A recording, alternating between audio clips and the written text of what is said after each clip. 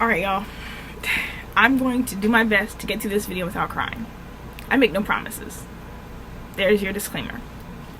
Today is Sunday, June 6th, and I'm making this video because I want to document this part of just life and my journey. Recently, I talked to the Lord about wanting to really operate in more immediate obedience, and really making sure I hear his voice and respond quickly and completely. And since then, I have experienced what I thought was something that God would tell me, and I've tried to be intentional about doing them, right? And that has been really hard. It's been hard because it just seems like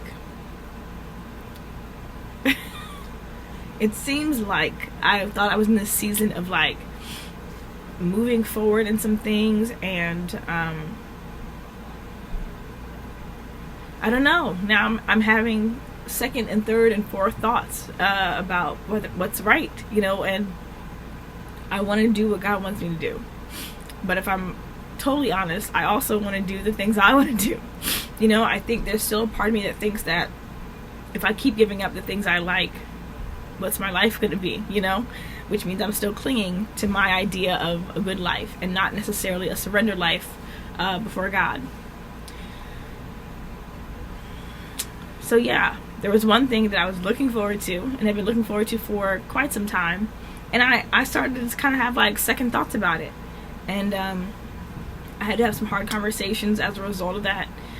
And I had the conversations, and there's still that desire to do the thing that I said I wasn't going to do, and it's hard. It's hard. I'm doing this video to encourage anybody who's in the same place. The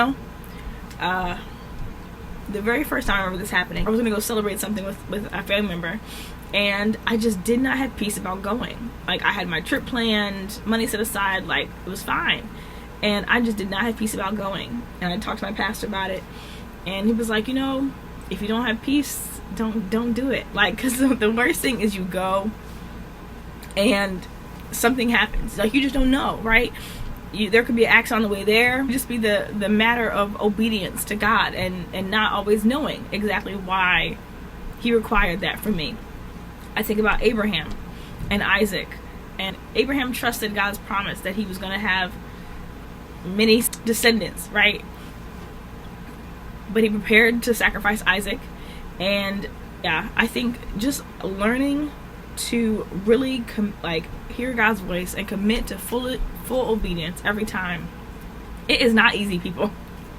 Maybe it's not easy for me, but it's at least, I'll be the one example. It's not easy for me, making sure I'm hearing right.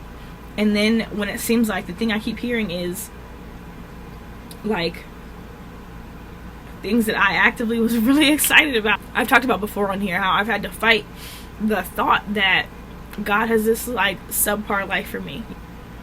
I have to find the joy of obedience. I have to rest in that and not look for some external satisfaction because it fit my ideals. Anyway, the service this morning was great. It was a message about